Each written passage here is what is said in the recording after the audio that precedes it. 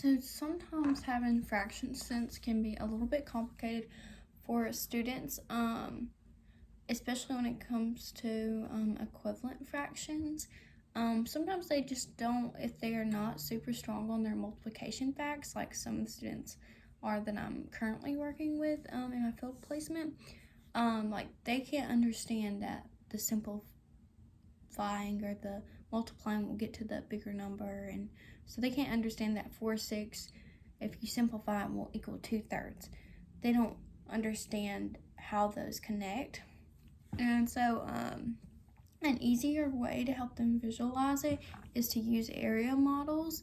I would use ones on the computer or like tangible ones that they can move, especially if they're having a lot of trouble.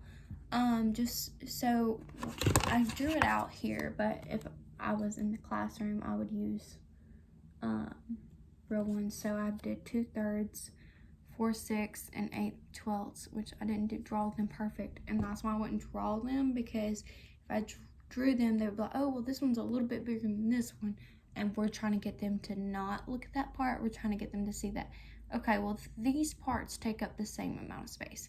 So if I had real ones, I would play around with them and show them 2/3, 4 6, and 8/12, and I would probably just leave those pieces like out, and then I would stack them on top of one another, and they would be like, oh, these are the same size, these are equal.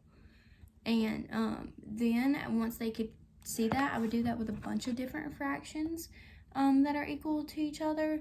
And maybe I would just do 2 sometimes, maybe I would do 3, maybe more, depending on how big I want to go and how their understanding is. So if they're not understanding, hey, these numbers just connect, I can simplify to get this, or I can multiply to get a bigger number, and they'll still be equal. And that area model will really help them to see, hey, these are equal parts, and they take up the same amount of space. They're just smaller parts that make one bigger part. And so them being able to see that will help them to understand that they're the same amount of space, which makes them equal to each other. And then we would continue practicing.